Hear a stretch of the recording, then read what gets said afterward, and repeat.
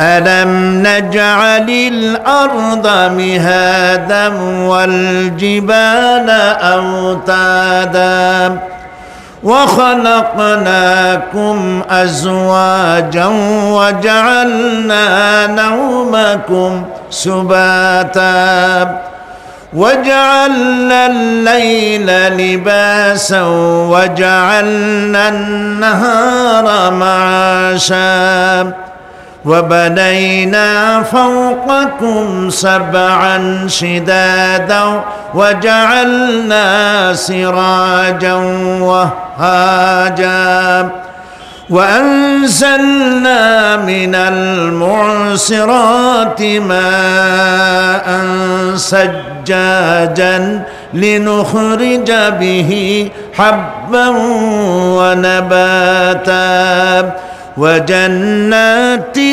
ألفافا صدق الله العظيم। আমি আজকে যে আয়াতগুলি তেলাওয়াত করেছি এই আয়াতগুলির মধ্যে দেখা দৃষ্টান্তগুলি আল্লাহ চোখে দেখা দৃষ্টান্তগুলিকে আঙ্গুল দিয়ে দেখাচ্ছেন যে দেখো এইগুলি যে আল্লাহর পক্ষে সম্ভব, তিনি তোমাকে মৃত্যুর পরে জিন্দা করাও তার জন্য সম্ভব। সেজন্য তিনি বলছেন ألم نجعل الأرض مهادا والجبال أوتادا। এটা কি সত্য কথা নয় যে আমি তোমাদের জন্য এই পৃথিবীকে একটি বিছানা হিসাবে বানিয়ে দিয়েছি, আর এই পৃথিবীর উপরে পাহাড়গুলি দিয়ে পেরেকের মতো পাহাড়গুলিকে প্রথিত করে দিয়েছি। ওয়াখালাকনাকুম আজওয়াজা, এবং পৃথিবীর মানব বংশ অথবা যে কোনো প্রাণী এবং জন্তুর বংশ বৃদ্ধির জন্য তোমাদের স্ত্রী জাতীয় এবং পুরুষ জাতীয় জোড়ায় জোড়ায় সৃষ্টি করেছি। ওয়াজআলনা নাওমাকুম সুবাতা, আর তোমাদের জন্য তোমাদের ঘুমকে শান্তির বাহন করেছি। ওয়াজআলনাল লাইলা লিবাসা, আর রাতকে করেছি আবরণ অথবা আচ্ছাদন। ওয়াজআলনান নাহারা মাআশা, আর রুজি কামাবার জন্য দিনটাকে করেছি আলোকোজ্জ্বল। ওয়া বানাইনা ফাওকাকুম সাবআন শিদাদা, আর তোমাদের উপরে 7টি মজবুত আকাশ স্থাপন করেছি। ওয়াজআলনা সিরাজান ওয়াহাজা, আর তাতে একটি অতি উত্তপ্ত অতি উজ্জ্বল একটি বাতি সৃষ্টি করেছি। ওয়ানজালনা মিনাল মু'সিরাতি মাআন সাজ্জাজা, এবং ঊর্ধ্ব দেশ থেকে অবিশ্রান্ত অবিরামভাবে বৃষ্টি বর্ষণ করি। কেন? লিনুখরিজা বিহি হাব্বান ওয়া নাবাতা, যাতে করে শস্য, শাক, সবজি, উদ্ভিদ আর নিবিড় বাগান সৃষ্টি করতে পারি। এই ছিল তেলাওয়াতকৃত আয়াতের শাব্দিক তর্জমা। আসুন এবার ব্যাখ্যায় চলে যাই। আল্লাহ পাক বলছেন দেখো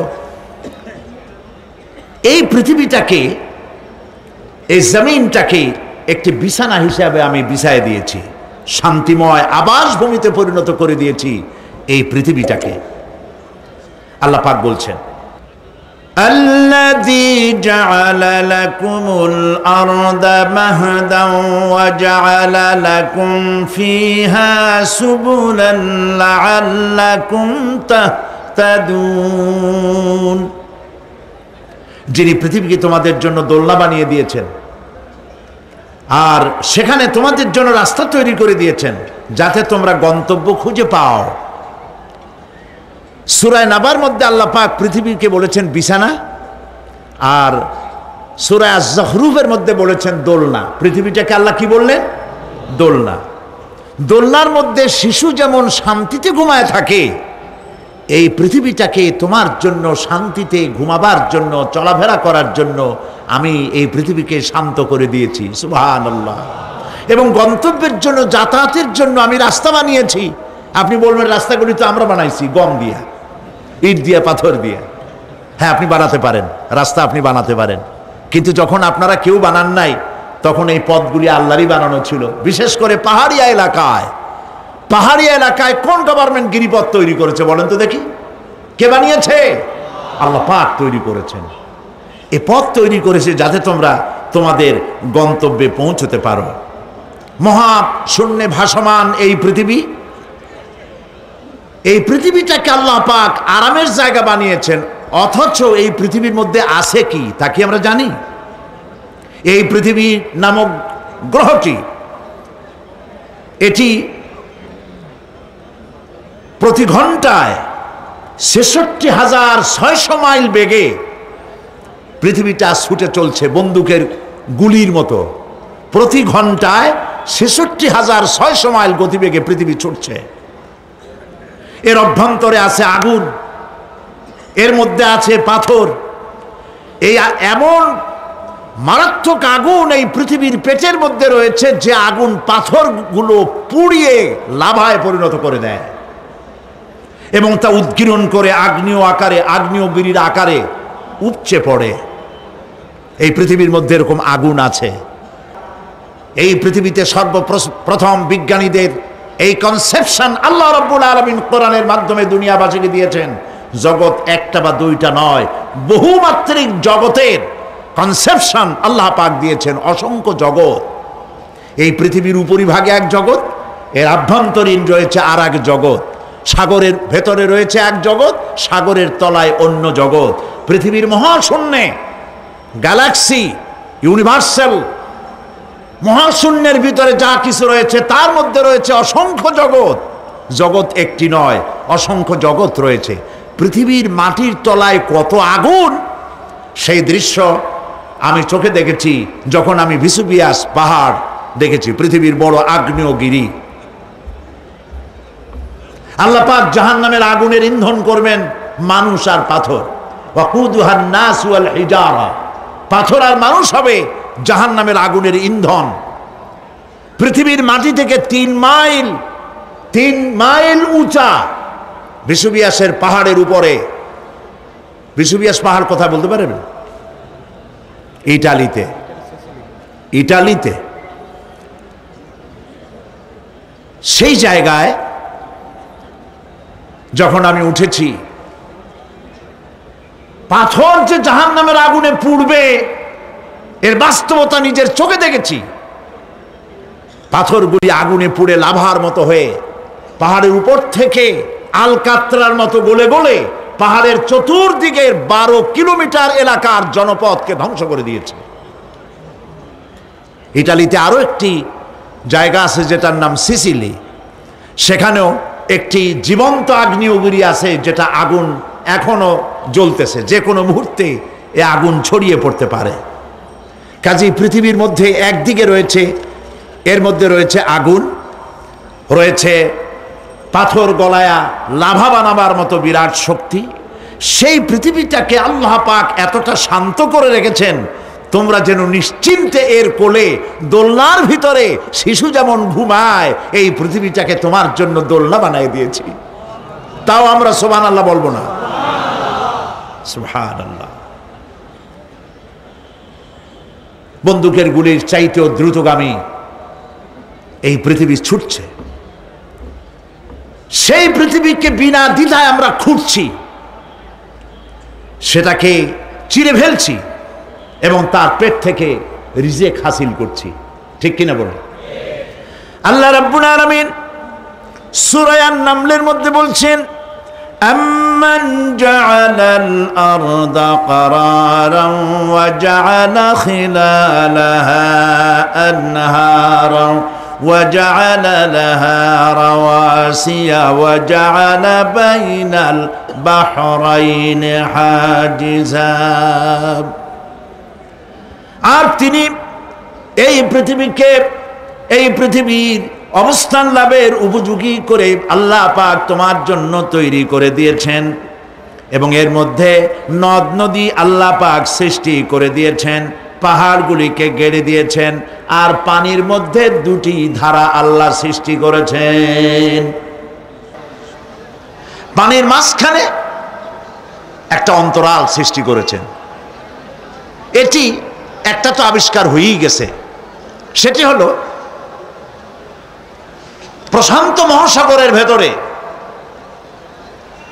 4000 কিলোমিটার লম্বা, 2500 কিলোমিটার চওড়া প্রশান্ত মহাসাগরের ভিতর একটি বিশাল এলাকা পাওয়া গেছে, যেটার পানি অত্যন্ত সুমিষ্ট সুমধুর, আর এর বাইরের পানিগুলি অত্যন্ত লবণাক্ত। সূরা আর রহমানের মধ্যে আল্লাহ পাক বলেছেন, মারাজাল বাহরাইনি ইয়ালতাকিয়ান বাইনাহুমা বারযাখুন লা ইয়াবগিয়ান ফাবিআইয়ি আলাই রাব্বিকুমা তুকাযযিবান। দুটি সমান্তরালে পানি প্রবাহিত হয়ে যাচ্ছে, দুটি ধারা। লোনা পানি মিষ্টি পানিকে লোনা বানাতে পারে না, মিষ্টি পানি লোনা পানিকে মিষ্টি বানাইতে পারে না, মাঝখানে কোনো পার্টিশন নাই। সুবহানাল্লাহ। আমার দেশের পদ্মা, গঙ্গা, যমুনা, মেঘনা এর মিষ্টি পানিগুলি ভাটি এলাকারে বঙ্গোপসাগরের নোনা পানির মধ্যে ছুটে যায়, আবার জোয়ারের টানে বঙ্গোপসাগরের মুখ তিতা হয়ে যায়। এমন নোনা পানি মিষ্টি দরিয়ার মধ্যে এসে ঢুকে যায়, কিন্তু বঙ্গোপসাগরের নোনা পানি মিষ্টি পানিকে নোনা বানাতে পারে না। আবার নোনা পানিগুলি মিষ্টি এলাকায় গিয়ে মিষ্টিরেও খারাপ বানাইতে পারে না। আল্লাহ রাব্বুল আলামিন বলেন, এগুলি আমার আইন। মানে কার আইন? আফাগায়রা দীনিল্লাহি ইয়াবগুন ওয়ালাহু আসলামা মান ফিস সামাওয়াতি ওয়াল আরদি তাওআন ওয়া কারহা। আকাশে আর জমিনে যা কিছু আছে সব আনুগত্যের মস্তককে আমার সামনে অবনতি করে দিয়েছে। সুতরাং এর আমার আইন মানে চাঁদ, সূর্য, গ্রহ, নক্ষত্র আইন মানে কার? চিল্লায় বলুন। আল্লাহ পাক এই পৃথিবীকে সুন্দর করে সাজিয়ে দিয়েছেন, আবার এর মধ্যে তিনি মাঝে মধ্যে এই পৃথিবী একটু ভূমিকম্পন হয়, কিন্তু তা কোথাও কোথাও একসাথে না। একসাথে যদি সারা পৃথিবীতে ভূমিকম্প হইতো, সৃষ্টি জগতের অস্তিত্ব বিলুপ্ত হয়ে যেত। কথা বুঝতে পেরেছেন? এই জন্য আল্লাহ পাক বলেন, ইন্না ফি খালকিস সামাওয়াতি ওয়াল আরদি ওয়া ইখতিলাফিল লাইলি ওয়ান নাহার লাআয়াতিন লিউলিল আলবাব। নিশ্চয়ই আকাশ এবং জমিনের সৃষ্টির ব্যাপারে আর রাত আর দিনের পরিবর্তনের ব্যাপারে যারা জ্ঞানবান তাদের জন্য রয়েছে আল্লাহ পাকের নিদর্শন। এই ঘূর্ণায়মান পৃথিবী নিয়মিত ঘুরছে, সূর্যের কাছে চলে যাচ্ছে, আবার দূরে সরে আসতেছে। আর এই ঘূর্ণায়মান আসে বলে, সূর্যের কাছে যায় আর আসে বলে এক এলাকায় রাত হয় আর এক এলাকায় দিন হয়। এখন বাংলাদেশে রাত 9:45, আর ঠিক একই সময় আমেরিকার নিউ ইয়র্কে এখন দিনের 9:45। যদি এরকম অবস্থা না হতো, তাহলে এক এলাকার প্রাণীগুলি বাঁচত, অন্য এলাকার প্রাণীগুলি ঠান্ডায় ফ্রিজ হয়ে যেত। আমাদের এই পৃথিবী আল্লাহ পাকের এক অফুরন্ত নিয়ামত। এই অফুরন্ত নিয়ামত আল্লাহ পাক আমাদেরকে দিয়েছেন, আর এর মধ্যে এর অভ্যন্তরে রয়েছে মানুষের খাদ্য তৈরি করার মতো প্রাণ শক্তি মাটির মধ্যে আল্লাহ পাক দিয়েছেন। পৃথিবীটা এটি সূর্যকে আর চন্দ্রকে আল্লাহ পাক একটা নির্ধারিত মেজারমেন্ট করে রেখেছেন, একটা ঠিক সঠিক জায়গায় রেখেছেন। বিজ্ঞানীরা বলেছেন, সূর্যর যে ডিগ্রিতে এখন আছে, ওর থেকে কয়েক ডিগ্রি যদি নিচে নেমে আসতো, গোটা পৃথিবী জ্বলে পুড়ে ভস্ম হয়ে যেত। আবার সূর্যটা যেখানে আছে, ওখান থেকে আরো কয়েক ডিগ্রি যদি উপরে উঠে যেত, তাহলে গোটা পৃথিবী ফ্রিজ হয়ে যেত, প্রাণী জগতের অস্তিত্ব শেষ হয়ে যেত। চাঁদ সম্পর্কে বলা হয়েছে, চাঁদ যত ডিগ্রিতে আল্লাহ পাক স্থাপন করে রেখেছেন, ওর থেকে কয়েক ডিগ্রি উপরে যদি উঠে যেত, গোটা পৃথিবী মরুভূমি হয়ে যেত। আর যদি কিছু নেমে আসতো, গোটা পৃথিবীতে জলোচ্ছ্বাস হয়ে পানিতে পৃথিবী ডুবে শেষ হয়ে যেত। তাও সুবহানাল্লাহ বলবো না? এ সমস্ত কুদরত কার? আল্লাহ পাক। আল্লাহ রাব্বুল আলামিন এরপরে বলছেন ওয়াল জিবালা আওতাদা, মাটিকে বানালাম বিছানা, আর এই বিছানাকে এটা যেন তোমাকে নিয়ে নড়াচড়া করতে না পারে, সেই জন্য আমি পাহাড়গুলি পেরেকের মতো গেড়ে দিলাম। এখানে আছে যে পাহাড়কে পৃথিবীর মধ্যে পেরেকের মতো গেড়ে দিছি। কেন দিছি সেটি এসছে অন্য আয়াতে।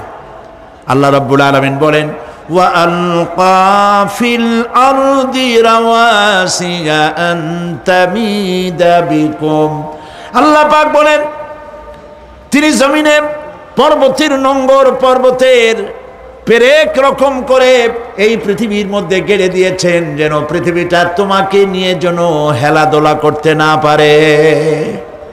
এই পাহাড় পৃথিবীর ভারসাম্য রক্ষা করেছে। পাহাড়গুলি আজকে মানুষেরা কাটা শুরু করেছে ইন্ডাস্ট্রি বানাবার জন্য, বাড়িঘর বানাবার জন্য। পাহাড় যারা কাটছেন আত্মঘাতী কাজ করতেছেন। প্রকৃতির ভারসাম্য, এনভায়রনমেন্ট নষ্ট তো আমরাই করতেছি, ঠিক কিনা বলেন? কারা নষ্ট করতেছে? আমরা নিজেরাই করতেছি, আত্মঘাতী কাজ করছি।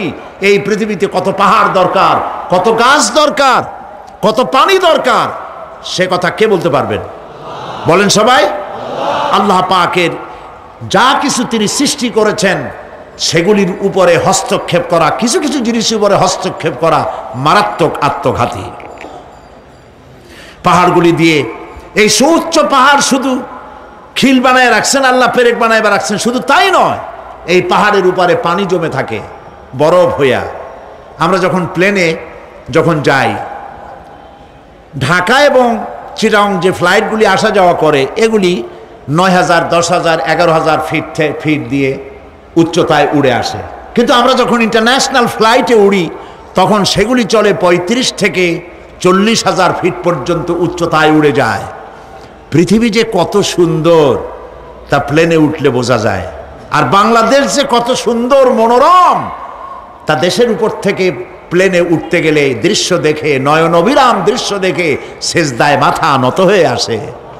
সুবহানাল্লাহ, সুবহানাল্লাহ। আমার দেশ যে কত ভালো, আলহামদুলিল্লাহ বলেন। পৃথিবীর যে কোনো দেশের তুলনায় আমার দেশ অনেক অনেক অনেক ভালো, আলহামদুলিল্লাহ বলেন। এর গাছে হাত দিলে খাবার পাওয়া যায়, পানিতে হাত দিলে খাবার পাওয়া যায়, জমিনে হাত দিলে খাবার পাওয়া যায়, যেখানে হাত দেবেন সেখানে খাবার। আমাদের তো আসলে খাদ্যের অভাব না। আমাদের কি খাদ্যের অভাব আসলে? না, আসলে খাদ্যের অভাব না। আমাদের সব আছে, বিশাল বনজ সম্পদ আছে। কাপ্তাই, রাঙ্গামাটি, বান্দরবন যে দেখেন বনজ সম্পদ কাহাকে বলে। খুলনার ফরেস্ট এরিয়া যে দেখেন বনজ সম্পদ কারে বলে। রয়েছে বনজ সম্পদ, রয়েছে খনিজ সম্পদ, রয়েছে পশু সম্পদ, রয়েছে মৎস্য সম্পদ, রয়েছে পানি সম্পদ, সর্বোপরি রয়েছে মানব সম্পদ। সব আছে। তাহলে মরি কেন? মরি সৎ লোকের অভাবে। আল্লাহ রাব্বুল আলামিন এই পৃথিবীতে মানুষগুলিকে সুন্দর করে সৃষ্টি করে তার খাওয়া, চলা ফেরা, ওঠা বসা সব কিছুকে একটি নিয়মতান্ত্রিক পদ্ধতিতে পরিচালিত করেছেন। এটা বুঝলে পরে কল্যাণ, না বুঝলে অকল্যাণ। আসল বক্তব্য ছিল কি? পাহাড়। প্লেনে ওড়ার সময় দেখেছি রাশিয়ার উপর থেকে যখন উড়ে যায়, টার্কি, ইটালি, আফ্রিকা দেশসমূহের উপর দিয়ে যখন উড়ে যায়, তখন দেখতে পাই নিচে পাহাড়ের মাথাগুলি সাদা ধপধপ করছে। প্রথমে তো বুঝি নাই যেগুলি কি, পরে জিজ্ঞেস করে জেনেছি। যখন প্রথম বিদেশে গেছি তখন বুঝি নাই, তারপরে বুঝতে পারলাম এ হলো আল্লাহ পাকের সেই কথা যে পাহাড়ের উপরে আমি পানি জমায় রাখি।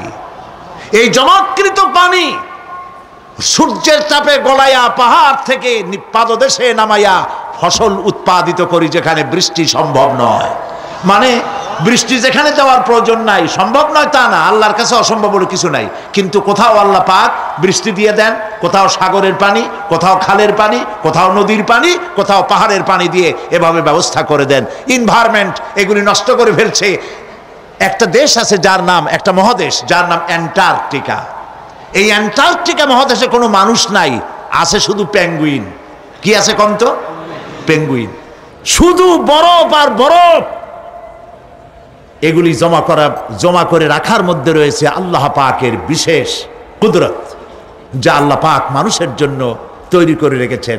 মানুষ বুঝতে পারে না। এনভায়রনমেন্ট নষ্ট করে ফেলার পরে এই বরফগুলি গড়ে যাচ্ছে, নষ্ট হয়ে যাচ্ছে। এরপরে আল্লাহ পাক বলছেন وَخَلَقْنَاكُمْ أَزْوَاجًا, আর এই পৃথিবীর বংশধারাকে, সৃষ্টি ধারাকে ঠিক রাখার জন্য আমি তোমাদেরকে জোড়ায় জোড়ায় সৃষ্টি করেছি। সুবহানাল্লাহ। প্রত্যেকটি প্রাণীর ভিতরে স্ত্রী জাতীয় পুরুষ জাতীয় আছেই, আছে কিনা বলেন? এমন একটা নামকরণ যেখানে শুধু পুরুষ, নারী নাই, স্ত্রী জাতীয় নাই, আছে নাকি? নাই। বংশধারা বৃদ্ধি করার জন্য প্রত্যেকটি প্রাণী আল্লাহ পাক বলছেন জোড়ায় জোড়ায় বানাইছি, তোমাদেরকেও আমি জোড়ায় জোড়ায় বানিয়েছি। আর কি করেছি? আল্লাহ পাক বলছেন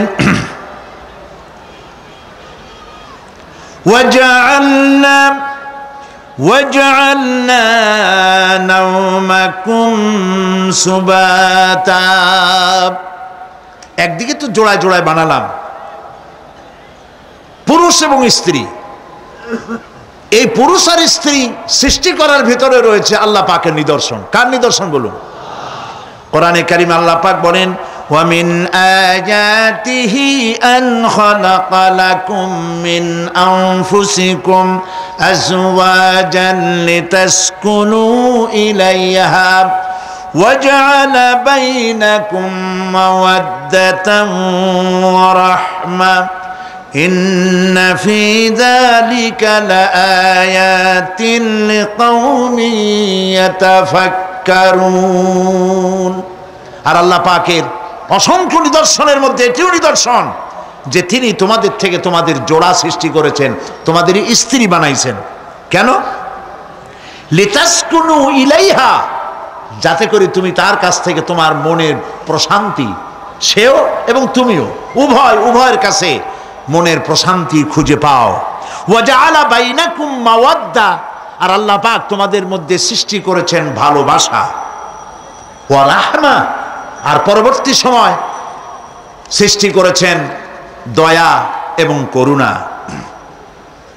লিতাসকুনু ইলাইহা বলতে বোঝানো হয়েছে যে এই ব্যবস্থা আপনি আপনি হয়নি, এটি একটি উদ্দেশ্যকে লক্ষ্য করে হয়েছে।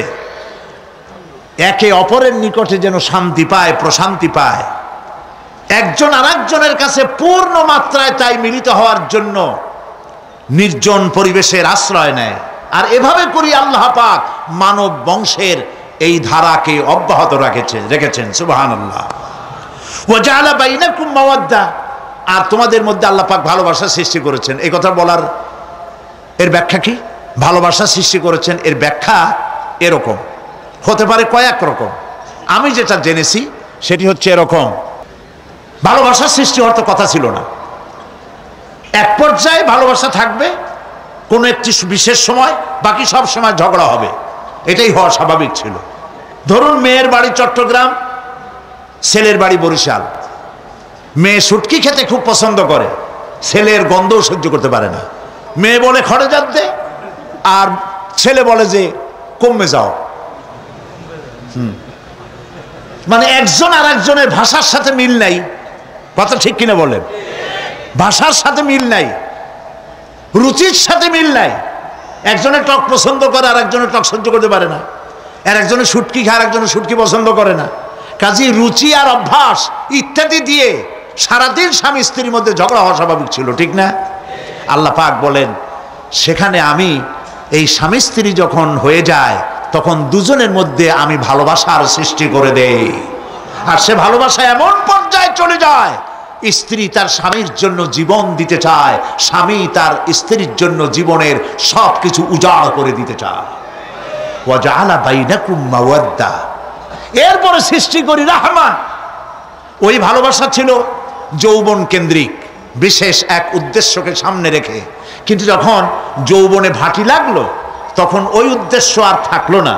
তখন আল্লাহ পাক বলেন, এই সময় তো দুজনের মধ্যে রাগারাগি, খেসাখেসি ইত্যাদি হয়, স্বাভাবিক ছিল, কিন্তু তা হইল না। আমি রহমত দিলাম, করুণা দিলাম, এখন বুড়ি বুড়ারে ছাড়ে বাঁচে না, আর বুড়াও বুড়িরই ছাড়া বাঁচে না। তাও আমরা সুবহানাল্লাহ কব না? প্রিয় ভাই সব, আমি বুঝতে পারছি আপনারা বলেন ঠিকই, তবে শুনতে শুনতে মোহমুগ্ধ হয়ে বলার সময় পান না।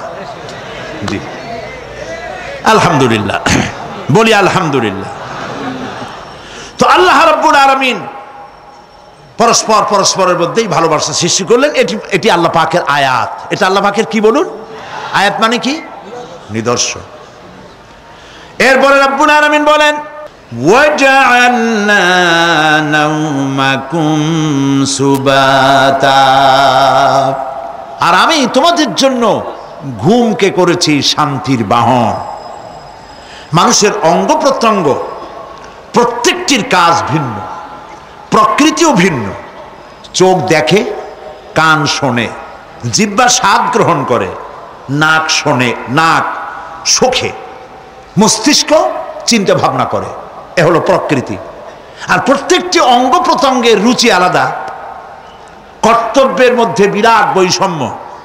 যেমন চোখ রঙিন এবং সুন্দর জিনিস দেখতে ভালোবাসে, ঠিক কিনা? বলেন ঠিক কিনা?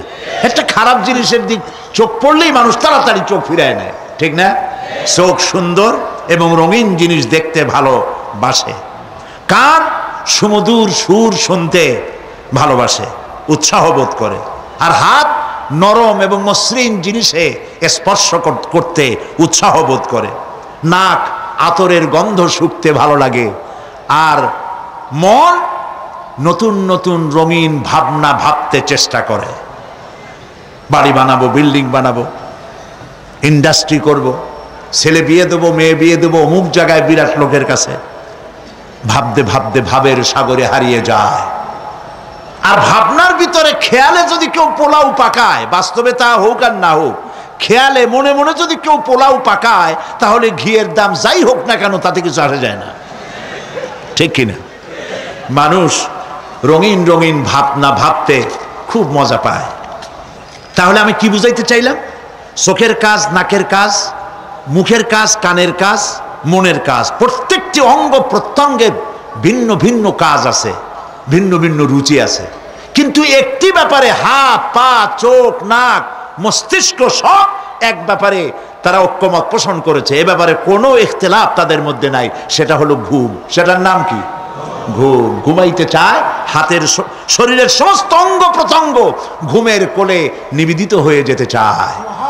ঘুম না আসলে হাত আর চলে না, মাথায় আর ভাবতে ইচ্ছা করে না, পাও আর চলতে চায় না, হার্টবিট বেড়ে যায়। আর ঘুমালে পরে সব শান্ত হয়ে যায়। সুবহানাল্লাহ কব না? আল্লাহ রাব্বুল আলামিন বলেন, এই নিদ্রা কি, এই ঘুমকে আমি তোমাদের জন্য শান্তির বাহন বানিয়ে দিয়েছি। আলাম ইয়ারাউ আন্না জাআলনাল লাইলা লিয়াসকুনু ফীহি ওয়ান নাহারা মুবসিরান ইন্না ফী যালিকা লাআয়াতিন লিকাওমি ইউমিনুন। তারা কি আল্লাহ পাকের এই কুদরতের কথা চিন্তা করে না, যে আমি রাতের আধার দিয়ে ধরনীর বুক ছেয়ে দেই, দিনের উজ্জ্বলতা, কোলাহল, গাড়ির আওয়াজ, ভ্যাঁ ভোঁ আওয়াজ হচ্ছে, কলকারখানার আওয়াজ হচ্ছে, সূর্যের বিরাট তাপ, ঘুম আসে না। সারাদিন কাজ করার পর শরীরের আরাম দেওয়ার জন্যে রাতের একটি কালো চাদর পৃথিবীর উপরে আমি বিছায়ে দেই।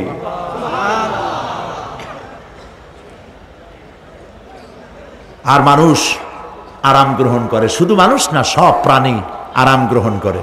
সুবহানাল্লাহ। এবং এরপরে দিনের আলো দিয়ে উদ্ভাসিত করি, যেন বিশ্রামের পর নতুন করে আবার কাজের সমস্ত উদ্দীপনা নিয়ে নতুন করে কাজে ঝাঁপিয়ে পড়তে পারে। কয়েক ঘন্টা দিন হাড় ভাঙা খাটুনি খেটেছে, রিক্সা চালায়ছে, গাড়ি চালায়ছে, আড়াই মনের বস্তা মাথায় করে টেনেছে, চিন্তা ভাবনা করেছে। এরপরে যখন এই লোকটি কয়েক ঘন্টা মাত্র নিদ্রা গেল, আরাম পেল, মস্তিষ্ক হালকা হয়ে গেল, হার্টবিট কমে গেল, হাতের পায়ের কর্মোদ্দীপনা বেড়ে গেল, নতুন করে আবার কাজ করার জন্য সুযোগ এসে গেল। দুনিয়ার মানুষকে কর্মক্ষম রাখার জন্য আল্লাহ পাক ঘুমকে বানিয়েছেন নিয়ামত। সুবহানাল্লাহ বলেন। ওয়া মিন আয়াতিহি মানামুকুম বিল্লাইলি ওয়ান নাহারি ওয়াবতিগাউ মিন ফাদলিহি। আল্লাহ পাক বলেন, তোমাদের রাত আর দিনের বেলায় নিদ্রা যাওয়া এবং এটাই হচ্ছে তার অনুগ্রহ।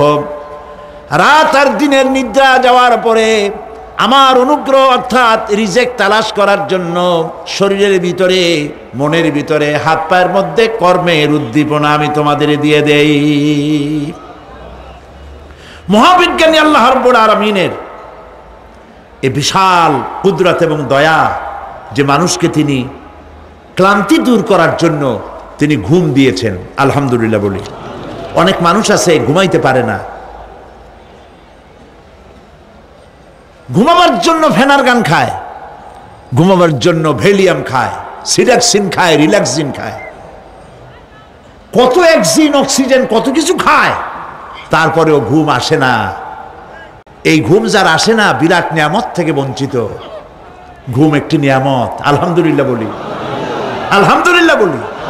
বিশাল নিয়ামত ঘুম। আল্লাহ যে সমস্ত নিয়ামত আমাদের জন্ম থেকে শুরু করে এ পর্যন্ত বডির মধ্যে দিছেন, মৃত্যুর আগে আল্লাহ যেন একটিও কেড়ে না নেন, বলি আমিন। আল্লাহ রাব্বুল আলামিনের পরে বলেন, ওয়াজআলনাল লাইলা লিবাসা ওয়াজআলনান নাহারা মাআশা।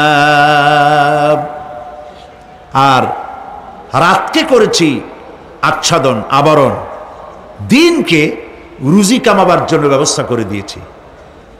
দিনের বেলা রুজি কামাবেন, দিনের বেলায় ঘুমায় থাকবেন না। বহুত মানুষ আছে সকালবেলায় ঘুম দিল, 12টা 1টা বাজে গেল। উর্দুতে ছোটবেলায় পড়েছিলাম, জিসনে সোয়া উসনে খোয়া, যে ঘুমাইলো সব সর্বনাশ করলো। অসময় ঘুমানো, অসময় ঘুমানো সর্বনাশ হয়ে যাবে সব। এই জন্য আল্লাহ পাক বলেছেন, দিনটারে বানাইছি রুজি কামাবার জন্য। রুজি কামাও, রুজি কামানো এটাও একটা ইবাদত। রুজি কামানো কি? হালাল রুজি কামাবেন, ইবাদত। আপনি যে আপনার স্ত্রীকে একটা ব্লাউজ কিনে দেন, কাপড় চোপড়, প্রয়োজনীয় কসমেটিক্স কিনে দেন, আপনি যে বাজার ঘাট করেন, সব হালাল পয়সা যদি হয়, সাদকা দেওয়ার মতো সমান সওয়াব হবে। রুজি কামাইতে হবে, এটা আল্লাহ পাকের হুকুম, রুজি কামাও। ফাইদা কুদিয়াতিস সালাত ফান্তাশিরু ফিল আরদ ওয়াবতাগু মিন ফাদলিল্লাহ। সুবহানাল্লাহ বলেন। নামাজ যখন শেষ হয়ে গেল, ফাইদা কুদিয়াতিস সালাত, নামাজ যখন শেষ হয়ে গেল, ফান্তাশিরু ফিল আরদ, তখন জমিনে ছড়িয়ে পড়ো আর আমার অনুগ্রহ, রিস্ক অনুসন্ধান করো। সুবহানাল্লাহ।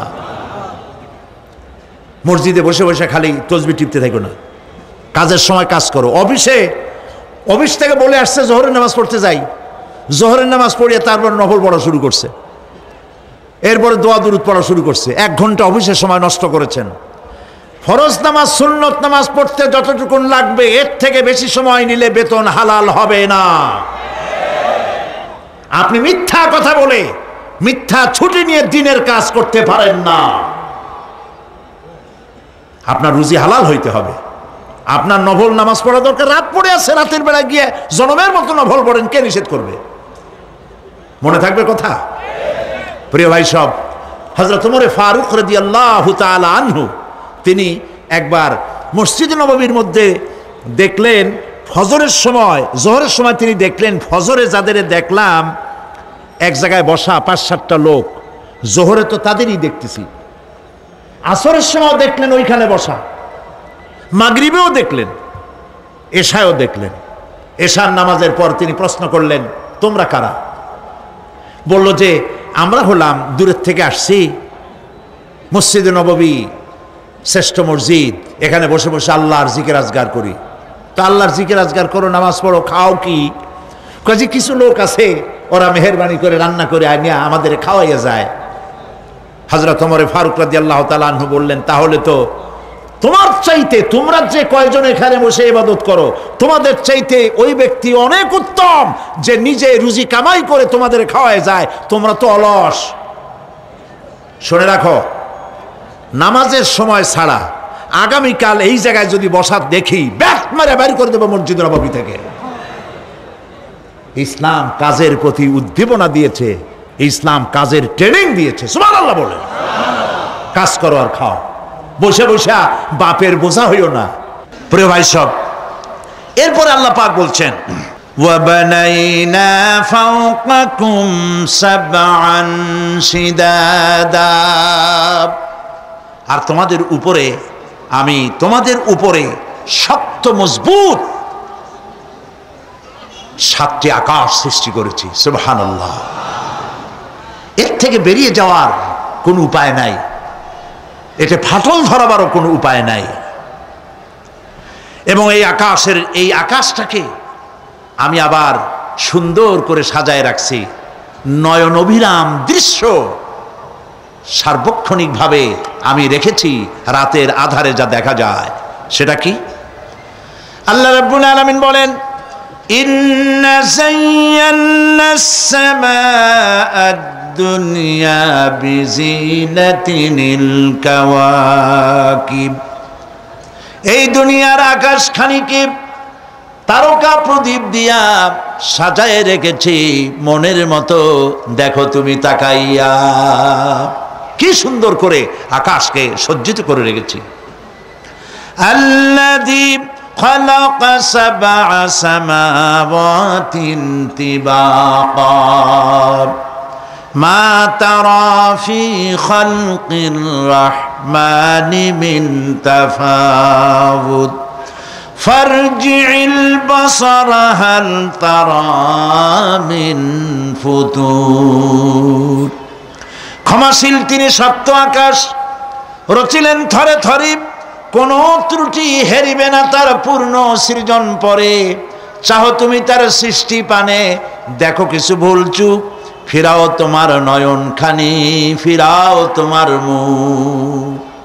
জোরে বলেন নাই, বলেন আলহামদুলিল্লাহ, সুবহানাল্লাহ। এক দরবেশ, সে একবার এক বট গাছের তলায় বসিয়া এই আয়াত পড়তেছিলেন। এই আয়াত পড়ে তার মনে উঠলো, আল্লাহ পাক বলছেন হাল তারা মিন ফুতুর, দেখো কি কোনো ভুল চুক, আবার তাকাও।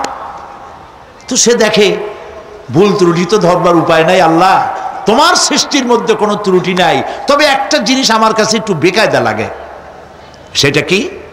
সে বলছে যে আল্লাহ, এই যে বট গাছ, বিশাল গাছ, যেমন গাছ ফলটা তো ওই রকম হয়নি, তাল গাছটা যেমন ফলটাও ওই রকম, নারকেল গাছটা যেমন ওই রকম, বেল গাছটা যেমন ফলটা ওই রকম, চালতাটা যেমন ফলটা ওই রকম, ঠিক না? কিন্তু এত বড় বট গাছ, ফল একেবারে একটু একটু। দরবেশ সাহেব চিত হয়ে শুয়ে শুয়ে এগুলি চিন্তা করতেছিলেন। হঠাৎ করে একটা বটের ফল, আধা পাকা ফল, অনেক উপর থেকে বৃন্তচ্যুত হয়েছে, দরবেশ সাহেবের নাকের ডগার উপরে টস করে পড়ছে। পড়ার সাথে সাথে নাক জ্বলিয়ে উঠছে। কান ধরে তওবা করে দরবেশ সাহেব সেজদায় পড়ে গেছেন, আল্লাহ কি বলিলা করলাম, আমার চিন্তা মতে যেমন গাছ তেমন ফল, তালের সাইজের যদি হইতো, যে পজিশনে আমার নাকের উপরে পড়ছে, নাক তো ভালো, মাথাও গুঁড়ো গুঁড়ো হয়ে যেত। সুবহানাল্লাহ, সুবহানাল্লাহ। আল্লাহ পাক বলছেন, সুম্মা রজি'ল বাসারা কাররাতাইন ইয়ানকালিব ইলাইকাল বাসারু খাসিআউ ওয়া হুয়া হাসির। অক্ষমহীন দৃষ্টি তোমার সৃষ্টিতে পাবে ফাঁকি, ফিরাও তোমার নয়নখানি, ফিরাও কাঙ্গালাখি। আমার সৃষ্টি নৈপুণ্যতার দিকে যতবার তাকাও না কেন আমার সৃষ্টির ভিতরে কোনো ত্রুটি তুমি দেখতে পাবে না। এই জন্য নবীজি বলেছেন আল্লাহ রাব্বুল আলামিনের সৃষ্টির কলা কুশলতার প্রতি কেউ যদি একবার গবেষণা করে, একটা ঘন্টাও যদি কেউ চিন্তা করে, কয় ঘন্টা? একটি ঘন্টা আল্লাহর সৃষ্টি নৈপুণ্যতা সম্পর্কে একটি ঘন্টা যদি কেউ চিন্তা করে, গবেষণা করে, নবীজি বলেছেন ওই বান্দার আমল নামায় আল্লাহ পাক 60 বছরের নফল ইবাদতের সওয়াব লিখে দিবে। চিন্তা করো, গবেষণা করে, শ্রদ্ধায় মাথা নত হয়ে আসবে, আপনাতেই সেজদা করবে। সুবহানাল্লাহ। এরপরে আল্লাহ পাক বলেন ওয়াজআলনা সিরাজান ওয়াহাজা, আর আমি তোমাদের উপরে আকাশ সৃষ্টি করেছি, আর ওর মধ্যে আমি সৃষ্টি করেছি মহাশূন্যে এক অতি উত্তপ্ত, অতি উজ্জ্বল এক বাতি সৃষ্টি করেছি। সিরাজ শব্দের অর্থ হলো সূর্য, ওয়াহাজ এ শব্দের অর্থ হচ্ছে একই সাথে অতি উত্তপ্ত, অতি উজ্জ্বল। সূর্যের ব্যাস হচ্ছে এই পৃথিবীর চাইতে, সূর্যের ব্যাস হচ্ছে পৃথিবীর চাইতে 109 গুণ, এবং এর আয়তন পৃথিবীর চাইতে 13 লক্ষ গুণ বড়। আর দূরত্ব হচ্ছে পৃথিবীর মাটি থেকে 9,30,00,000 মাইল ব্যবধানে এই সূর্যকে আল্লাহ পাক স্থাপন করেছেন। এই সূর্যের মধ্যে যেমন রয়েছে তাপ, আবার তেমন রয়েছে আলট্রা ভায়োলেট রে। সূর্যের মধ্যে অনেক কিছু আছে, এখনো বিজ্ঞানীরা তা আবিষ্কার করতে পারে নাই। এর মধ্যে কল্যাণধর্মী জিনিসও আছে এবং অকল্যাণ জাতীয় কিছু জিনিস আছে।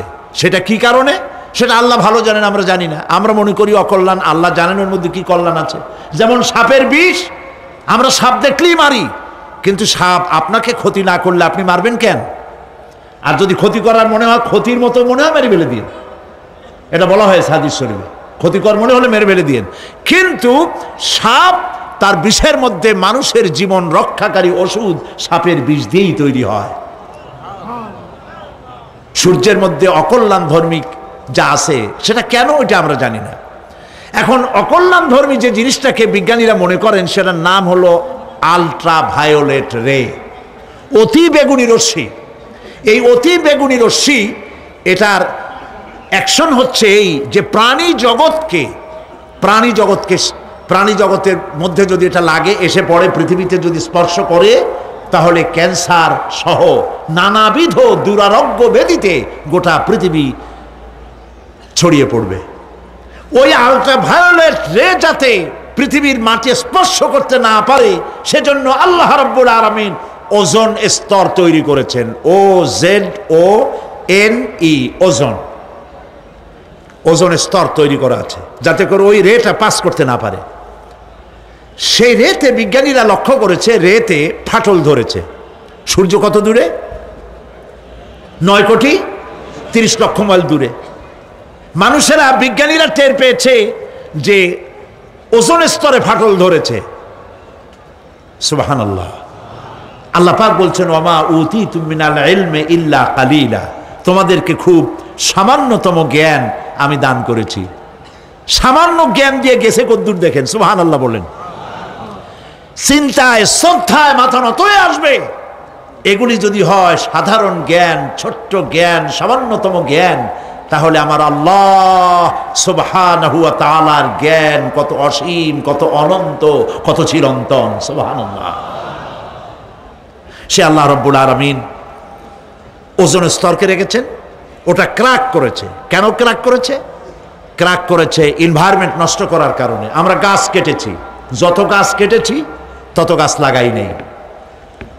টেলিভিশনে যে গাছ সম্পর্কিত যে বিজ্ঞাপনগুলি দেওয়া হয়, এগুলি নিছক কোনো বিজ্ঞাপনের উদ্দেশ্যে বিজ্ঞাপন নয়, এগুলি বাস্তব। নবী করিম সাল্লাল্লাহু আলাইহি ওয়াসাল্লাম গাছ কাটতে নিষেধ করেছেন। প্রয়োজনে কাটুন, প্রয়োজনে, বিনা প্রয়োজনে আপনি গাছের পাতাও ছিঁড়বেন না, প্রয়োজনে গাছটাও কেটে ফেলতে পারেন। পাতা ছিঁড়বেন না কেন? যেহেতু প্রত্যেকটি পাতা আল্লাহ রাব্বুল আলামিনের জিকির করছে। এই গাছগুলি কেটে কেটে প্রকৃতির ভারসাম্য আমরা নষ্ট করেছি। গাছ আমাদের বন্ধু। আমরা বাতাস থেকে অক্সিজেন গ্রহণ করি, অক্সিজেনকে কার্বন ডাই অক্সাইড করে ছেড়ে দেই। কার্বন ডাই অক্সাইড হচ্ছে প্রাণী জগতের জন্য বিষ। এই বিষকে নষ্ট করে দিয়ে অক্সিজেনকে পরিশোধিত করা, রিফাইন করার কোনো ফ্যাক্টরি পৃথিবীতে নাই। আল্লাহ রাব্বুল আলামিন এই সৃষ্টি জগৎকে বাঁচাবার জন্য অসংখ্য গাছ বানিয়েছেন, আর গাছের খাদ্য বানিয়েছেন কার্বন ডাই অক্সাইড। আমার জন্য যেটা বিষ সেটা গাছের জন্য খাদ্য। গাছ সারা রাত এটাকে খাইলো, দিনের বেলায় সূর্যের তাপে এই কার্বন ডাই অক্সাইড আর গাছের সবুজ রং, পাতার সবুজ রঙে মিলে এক প্রকারের রন্ধন ক্রিয়ার মধ্য দিয়ে কার্বন ডাই অক্সাইড আবার ফ্রেশ অক্সিজেন হয়ে পৃথিবীর প্রাণী জগৎকে বাঁচার জন্য পথ উন্মুক্ত করে দেয়। আল্লাহ সুবহানাহু ওয়া তাআলা তিনি বলছেন, এভাবে করে আমি এই সূর্যের তাপ দিয়ে পৃথিবীবাসীকে কল্যাণধর্মী হিসেবে সূর্যকে সৃষ্টি করেছি। এই সূর্যের তাপ এটি একটি বিরাট অগ্নিকুণ্ড। কোটি কোটি বছর ধরে ভূপৃষ্ঠে আলো এবং উত্তাপ ছড়িয়ে যাচ্ছে। সুবহানাল্লাহ বলেন।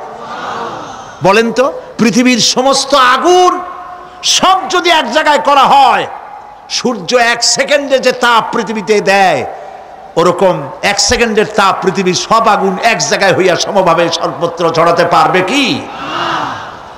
সুবহানাল্লাহ। মসজিদ আন-নববী আশ-শরীফ আল মদিনা আল মুনাওয়ারা, সোনার মদিনা। সুবহানাল্লাহ। আমি মদিনায় গিয়া এবারও বলছি, আল্লাহ যদি ফাহাদের মাফ করতে চান, মসজিদে নববী এবং মসজিদে হারামের যে এক্সটেনশন এবং হাজিদের জন্য যে উপকার করেছেন, আল্লাহ যদি মাফ করতে চান, এটা বড় আকারের একটা ওসিলা হয়ে যেতে পারে। এক সময় গরমে কষ্টে অস্থির হয়ে যেতাম মসজিদে নববীতে, এখন মসজিদে নববীতে ঢুকলে মনে হয় জান্নাতের মধ্যে। আর জান্নাত তো চিন্তা করা যায় না, কোনো চোখ নাই যা দেখছে, কোনো কল্পনা নাই যা মন নাই যা কল্পনা করছে, এটার সাথে তুলনাই হবে না। তবে মনে হয় যেন জান্নাতের মধ্যে ঢুকে গেছি। প্রত্যেকটি খামের গোড়া থেকে ঠান্ডা বাতাস উঠতেছে, প্রত্যেকটি পিলারের গোড়া থেকে। মসজিদে নববী থেকে 3 কিলোমিটার দূরে এসি প্লান্ট। পৃথিবীর সব থেকে বড় এসি প্লান্ট হচ্ছে মদিনা মুনাওয়ারায় এসি প্লান্ট, যেটা দিয়ে মসজিদে নববী, যেখানে 8 লক্ষ মানুষ একসাথে নামাজ পড়তে পারে। ঠান্ডা উঠতেছে। সুবহানাল্লাহ। ভাইদের বলি, হজ যারা করছেন, পয়সা কড়ি আছে, হজ করেছেন, ভালো করেছেন, মাঝে মধ্যে সময় পেলে রমজান মাসে যায়েন। মানুষেরা আমাদের দেশের হলিডে করতে কপাল পোড়ারা সিঙ্গাপুর যায়, ব্যবসা করতে যান, আমার আপত্তি নেই। আমেরিকা যান, সিঙ্গাপুরে যান, ব্যাংকক যান, হংকং যান, থাইল্যান্ড যান, যেন বললে সেখানে যান। কিন্তু হলিডে করার জন্য এই সব জায়গায় না গিয়া পয়সাগুলি জমাইয়া রমজান মাসে যাইয়েন মদিনা মুনাওয়ারায়, আর আল্লাহর ঘর মসজিদে হারামে। সুবহানাল্লাহ। কোরআন নাজিল কেমনে হয়েছে তা তো দেখি নাই। ইমাম যখন তারাবির মধ্যে তেলাওয়াত করেন, মনে হয় যেন আকাশ থেকে এখনো কোরআন নাজিল হচ্ছে। সুবহানাল্লাহ। কি তেলাওয়াত! যেমন শেখ আব্দুর রহমান আস-সুদাইস, তেমন সাউদ আশ-শুরাইম, তেমন শেখ আব্দুর রহমান আল হুজাইফি। সুবহানাল্লাহ, সুবহানাল্লাহ। তো আল্লাহ তার কুদরত দিয়ে এই পৃথিবীকে ভরে রেখেছেন, নিয়ামত দিয়ে ভরে রেখেছেন। মুসলমানদের জন্য সবচাইতে বড় নিয়ামত কোরআন শরীফ নিয়ামত, কাবা শরীফ নিয়ামত, মসজিদ আন-নববী আশ-শরীফ আল মদিনা আল মুনাওয়ারা। সুবহানাল্লাহ। সবাই বলেন সুবহানাল্লাহ। আল্লাহ রাব্বুল আলামিন বলছেন, وأنزلنا من المعصرات ماء ثجاجا। আমি আকাশ থেকে তোমাদের জন্য অবিশ্রান্ত বিরাম ভাবে বৃষ্টি বর্ষণ করি। কেন? লিনুখরিজা বিহি হাব্বান ওয়া নাবাতা ওয়া জান্নাতিন আলফাফা। আকাশ থেকে বৃষ্টি বর্ষণ করি যাতে করে শাক সবজি শস্য দানা খাদ্য এই জমিন তোমাদেরকে উৎপাদিত করে দেয়। আলহামদুলিল্লাহ। সেই জন্য আল্লাহ পাক বলছেন, দেখো আকাশ থেকে যে পানিটা নাজিল করলাম, বৃষ্টি দিলাম, এই বৃষ্টির পানি আনলাম কই থেকে? সমুদ্র থেকে। সমুদ্রের পানি মিষ্টি না নোনা? জবাব দেন না। আকাশ থেকে যখন পড়ে তখন এটা কি মিষ্টি, নোনা না মিষ্টি? আল্লাহ রাব্বুল আলামিন বলেন, আফরাআইতুমুল মাআল্লাযী তাশরাবুন আনতুম আনজালতুমুহু মিনাল মুজনি আম নাহনুল মুনজিলুন। তোমরা যে পানি পান করো, এই পানি আকাশ থেকে কে নাজেল করে? তোমরা করো না আমি আল্লাহ করি? কে করে বলেন? আল্লাহ পাক বলছেন, লাউ নাশাউ জাআলনাহু উজাজান ফালাউলা তাশকুরুন। ইচ্ছে করলে এই পানিগুলি কি লবণাক্ত আকারে নাজিল করতে পারতাম, আমি মিষ্টি করে নাজিল করে দিলাম, কেন বান্দা আমার শুকর আদায় করো না? নোনা অবস্থায় যদি নাজিল হতো সমস্ত ফসল তোমাদের ধ্বংস হয়ে যেত। এখন আপনি বলতে পারেন যে আল্লাহ পাক, আল্লাহ তাআলা তিনি আকাশ থেকে পানি না দিলে আমাদের অসুবিধা কি? মানুষ তো নানান রকম চিন্তা করে, পানি না দিলে তো কি অসুবিধা? আমার খালে পানি, আমার বিলে পানি, আমার কুয়ায় পানি, আমার টিউবওয়েলে পানি, পানি না দিলে ক্ষতি কি? আল্লাহ পাক কোরআনে কারীমের মধ্যে বলেছেন, কুল আরাআইতুম ইন আসবাহা মাউকুম গাওরান ফামান ইয়াতিকুম বিমাইম মাইন। বলো দেখি সবে শুকাইয়া যদি যায় এই জমিনের পানি, তাহলে হেথায় তটনির ধারা কে দিবে সবারে আনি। বান্দারে, বৃষ্টি না হইলে তুমি পানির পরোয়া করো না। সমুদ্রের পানি নেবা, নদীর পানি নেবা, কলের পানি নেবা। শুনে রাখো বান্দা, নদীর প্রবাহমান নদীর পানি, কলের পানি, টিউবওয়েলের পানি, মাটির পরতে পরতে পানি সব যদি আমি শুকায় দেই, কে আছে এই পৃথিবীতে যে নতুন করে তোমার জন্য পানি আমদানি করে দিতে পারে? পারে কেউ? কেউ পারে না। এই পানি দিয়ে আমি তোমাদের জন্য ফসল ফলাই। লিনুখরিজা বিহি হাব্বান ওয়া নাবাতা। ইয়া আইয়ুহান নাসু যকুরু নি'মাতাল্লাহি আলাইকুম হাল মিন খালিকিন গায়রুল্লাহ। হে মানব সকল, স্মরণ করো আল্লাহ পাকের ওই নিয়ামতকে। ওই আল্লাহ ছাড়া তোমাদের কি এমন কেউ আছে? কোন আল্লাহ, কোন রিজিক দাতা? ইয়ারযুকুকুম মিনাস সামাই ওয়াল আরদ, যিনি আকাশ এবং জমিন থেকে তোমাদেরকে রিজিক দিতে পারেন। লা ইলাহা ইল্লা হুয়া, ওই আল্লাহ ছাড়া কেউ নাই। ফাআন্না তুফাকুন, যাও কই? কেন বিভ্রান্ত হও? আল্লাহ পাক আকাশ থেকে পানি দিলেন, জমিনের ফসল উৎপাদন করে দিলেন, আর এরপরে আল্লাহ পাক বলেন, ওয়া জান্নাতিন আলফাফা, আর ঘন সন্নিবদ্ধ নিবিড় বাগান বানায় দিলাম। সুবহানাল্লাহ বলেন। এখানে আল্লাহ পাক কি কি বললেন? শাক, লক্ষ্য করুন, শাক সবজি খাদ্যশস্য উদ্ভিদ এগুলো দিলাম, আর সাথে সাথে ঘন নিবিড় বাগান বানাইলাম। নিবিড় বাগান দেখছেন? দেখেন নাই, বোঝেন নাই, তাই দেখেন নাই, তা নাহলে দেখছেন। কক্সবাজার যাওয়ার সময় দেখেন না গাছের রাস্তার দুই ধারে কত গাছ, দেখছেন কি না? রাঙ্গামাটি যাওয়ার সময়, বান্দরবনে যাওয়ার সময় কার বাবা এই গাছগুলি লাগাইছে? কোন? কে লাগিয়েছে? আল্লাহ। চিল্লায় বলেন, কে লাগিয়েছে? পাহাড়ের গাছ কি আপনি লাগাইছেন? তো কথা কইতে পারলেন না কেন? কে লাগিয়েছে? আল্লাহ পাক। সুন্দরবন ফরেস্ট এরিয়া দেখছেন কোনোদিন? না দেখলে যাইয়েন, দেখে এসেন। বিশাল এরিয়া, বঙ্গোপসাগরের কিনারা দিয়া খুলনা, সাতক্ষীরা, এই বিরাট অঞ্চল বরিশাল, খুলনা, সাতক্ষীরা, পটুয়াখালী, বিরাট এরিয়া নিয়ে রয়েছে সুন্দরবন, শত শত মাইল। সুবহানাল্লাহ বলে। বিশাল গাছ, গাছের এরিয়া।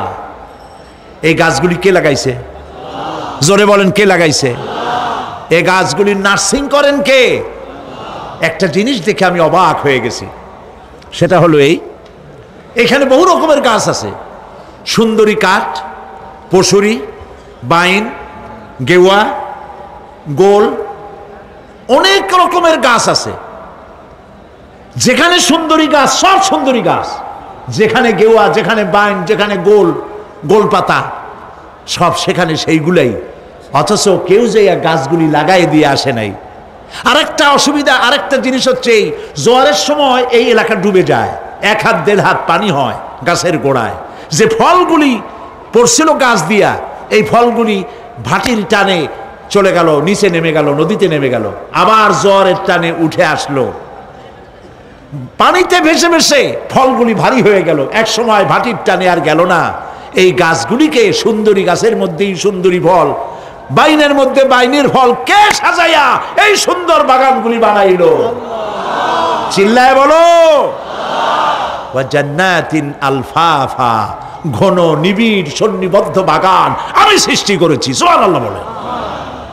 এই গাছগুলি মানুষেরা জন্মের খাওয়া খায়। বন বিভাগে যারা দায়িত্বে থাকে মনে করে শ্বশুরের লাগানো গাছ, বাজানের লাগানো গাছ, সমানে কাছে চোরের মতো বিক্রি করে। এরা ডাকাত, এরা চোরের চাইতেও নিকৃষ্ট যারা গাছ চুরি করে। আল্লাহ পাক জানেন মানুষের খাসলাত। এই ফরেস্ট বিভাগে, বন বিভাগে যারা চাকরি করেন, সব খারাপ আমি তা বলবো না, ভালো মন্দ মিলেই আছে। কিছু আছে জন্মের খাওয়া খায়, ঘুষ খায়, আর গাছগুলো বেচে ছাড়িয়ে দেয়, সর্বনাশ করে দেয়। আল্লাহ পাক তার মানসা, তার মর্জি মোবারক হচ্ছে এই যে গাছগুলি যেন বংশ অনুক্রমে পৃথিবীর মানুষ বছরের পর বছর, শতাব্দীর পর শতাব্দী, সহস্রাব্দীর পর সহস্রাব্দী যেন ভোগ দখল করতে পারে। সেজন্য আল্লাহ রাব্বুল আলামিন এই বন জঙ্গল রক্ষা করার জন্য নিজস্ব গার্ড বাহিনী রেখে দিয়েছেন। চিন্তা করছেন সেই গার্ড বাহিনী কারা? বন্য হাতি, রয়্যাল বেঙ্গল টাইগার, বড় বড় সাপ। আপনারা যান, যায় দেখবেন সালাম কেমনে দেয়। রয়্যাল বেঙ্গল টাইগার জীবিত মানুষ খায় না। তার অর্থ কি? তার অর্থ হলো বাঘের মুখোমুখি মানুষ যখন হয়, তখন বাঘের চেহারা দেখে মানুষের রুহু গলার কাছে এসে যায়। আধমরা তখনই হয়। এরকম জীবনে আমার এক পজিশন হয়েছিল। লন্ডনে আমাকে আমার ভক্তরা বলল যে সাফারি পার্ক আমাকে দেখাবে। তখন চলো সাফারি পার্ক কি? কয় যে সব জন্তু জানোয়ার ছাড়িয়ে দেওয়া, ওর মধ্যে দিয়া গাড়ি নিয়ে যেতে হবে। তাই বললাম থাবা দিয়ে যদি গাড়ির গ্লাস গ্লাস ভাঙে? তা বললো যে ওখানে পুলিশ আছে, লোকজন আছে, হর্ন জোরে বাজাইতে হবে, নিয়ম আছে, তাহলে তারা আসবে এবং বন্দুকের মধ্যে রাবারের গুলি আছে, বিষ মাখানো, ওইটা মেরে দেবে। তারপরে জন্তুটা পড়ে যাবে, তার ঘুম আসবে, তখন বেঁচে যাবে। আমি দেখার লোভও সামলাইতে পারলাম না, আর ভয় তো ঘামে গেলাম। আল্লাহ ভরসা করে গেলাম। বিশাল এরিয়া, আল্লাহ যে কত দেখাইছে গোলামের, সুবহানাল্লাহ। সারা জীবন সেজদায় পড়েও কুলাইতে পারবো না, কত আল্লাহ দেখাইছেন, সুবহানাল্লাহ। গেট দিয়ে ঢুকলাম, লোহার বিশাল গেট, বাঘ সিংহ সব ছাড়িয়ে দেওয়া জঙ্গলের মধ্যে। তা আমরা গেছিলাম একটা ভালো সময়, সকালবেলা। সেখানে সব গোস্ত, বড় বড় গোস্ত, এগুলো খাইতে দিছে। প্রাণীরা সব গোস্ত খাওয়ায় ব্যস্ত। সেখানে মানুষগুলা, আমরা কাফের বলি আর যাই বলি, তাদের নৈতিকতা আছে। আমার দেশের বাঘগুলারে তাদের জন্য বরাদ্দ হচ্ছে গোস্ত, কিন্তু 4 পায়া জন্তুরে হাড্ডি খাওয়াইয়া 2 পায়া পশুগুলিতে গোস্তগুলো খাইয়ে ফেলে। জানোয়ার পশুর চাইতে নিকৃষ্ট, ঠিক কিনা বলেন? পশুর খাদ্য নিজে খায়। যাই দেখেন আমাদের দেশের চিড়িয়াখানাগুলির অবস্থা, বাঘ শুকায় গেছে, হরিণ শুকায় গেছে, সিংহ শুকায় গেছে। তার তো শুকাবার কথা না। পরে কে খাওয়ায় জঙ্গলে? কে খাওয়ায়? আল্লাহ পাক খাওয়ান, সুবহানাল্লাহ। এত বড় বড় গোস্তের টুকরা এক একটা বাঘে পেয়েছে। বাঘ একটারে নিয়ে গাছে উঠছে, আর একটা টানাটানি করতেছে, আর আমরা গাড়ি নিয়ে আসতে যাচ্ছি। এক বাঘ তার ওই গোস্ত ফালায় থুয়ে আমাদের দিকে আগায় আসতেছে। আমি বললাম, আল্লাহ, যা ভয় করতেছিলাম আমি তখন, ওই যে বলেছি যে মরা মানুষ বাঘে খায় না, বাঘ দেখলেই কলজে উড়ে যায়। আমার হার্ট বিট এত বাড়ছে, আর আল্লাহ আল্লাহ করতেছি, দোয়া দুরুদ শেষ হয়ে গেছে পড়তে পড়তে। বাঘটা একেবারে গাড়ির কাছাকাছি আসছে, ইন্না লিল্লাহ পড়তে পড়তে সরে গেলাম। আল্লাহর মেহেরবানি, বাঘটাও কি মনে করলো এই যে ছোট্ট আল্লাহর ছোট্ট গোলাম, আরে খাইয়া কি হবে, বোঝা ছাড়িয়ে দিল আমার ওই মনে করে।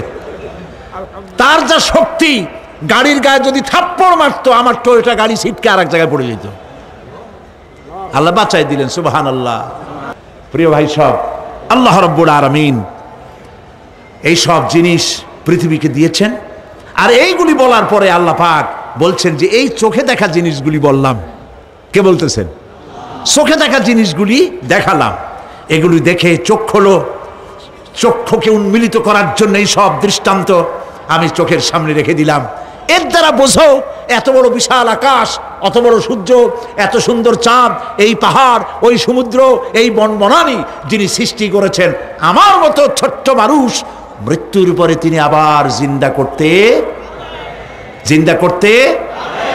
করতে जगह जी लगाने के लिए ये दुनिया नहीं है, जगह जी लगाने के लिए ये दुनिया नहीं है, ये इबरत की जा है तमाशा नहीं है। এই পৃথিবী খেল তামাশা করার জায়গা না, দেখো আর শেখো আল্লাহ পাকের অপূর্ব সৃষ্টি, নৈপুণ্যতা, কলা কুশলতা দেখো, আর সেজদা দিয়ে আল্লাহ রব্বুল আলামিনের শুকরিয়া আদায় করো। সুবহানাল্লাহ। আমরা যদি তা করতে পারি, আল্লাহরে যদি বুঝতে পারি, আমাদের আমল আখলাক ভালো হয়ে যাবে। আমরা চুরি করে গাছ বেচবো না, ওজনে কম দেব না, খাদ্যে ভেজাল দেব না, ঘুষ খাবো না, সুদ খাবো না, প্রতারণা করব না, মিথ্যা কথা বলবো না। আমরা ভালো হয়ে যাব যদি এই একটি জিনিসকে বিশ্বাস করতে পারি যে আমার এই জীবন শেষ কথা নয়, আর একটা জীবন আসবে, সেই জীবনে এই জীবনের সব হিসাব দিতে হবে। রব্বানা যালামনা আনফুসানা ওয়া ইন লাম তাগফির লানা ওয়া তারহামনা লানাকুনান্না মিনাল খাসিরিন। আয় আল্লাহ তাআলা, বিশাল এই জনসমুদ্র নিয়ে তোমার দরবারে গুনার বোঝা মাথায় নিয়ে হাত তুলেছি। মাবুদ গো, মেহেরবানি করে আলোচনার সবটুকুন নবী করিম সাল্লাল্লাহু আলাইহি ওয়াসাল্লামের রূহ মুবারকে পৌঁছায়া দাও। রব্বুল আলামিন, আমাদের মধ্য থেকে যাদের মা বাপ দুনিয়া থেকে জনমের মতো বিদায় হয়ে গেছে, কবরগুলিকে জান্নাতের টুকরায় পরিণত করে দাও। রব্বির হামহুমা কামা রব্বায়ানি সগীরা। সবাই পড়েন, রব্বির হামহুমা কামা রব্বায়ানি সগীরা। আয় আল্লাহ তাআলা, সারা জীবন গুনাহ করে করে জীবনটাকে নষ্ট করে ফেলেছি মাবুদ। আল্লাহ তাআলা, কোরআনের মাহফিলে আশা করে হাত তুলেছি, জিন্দেগীর গুনাহ মাফ করে দাও। সুবহান রাব্বিকা রাব্বিল ইজ্জাতি আম্মা ইয়াসিফুন ওয়া সালামুন আলাল মুরসালিন ওয়ালহামদুলিল্লাহি রাব্বিল আলামিন। ওয়াজআল আখিরা কালামিনা ইনদাল মাউত লা ইলাহা ইল্লাল্লাহু মুহাম্মাদুর রাসূলুল্লাহ। আসসালাম।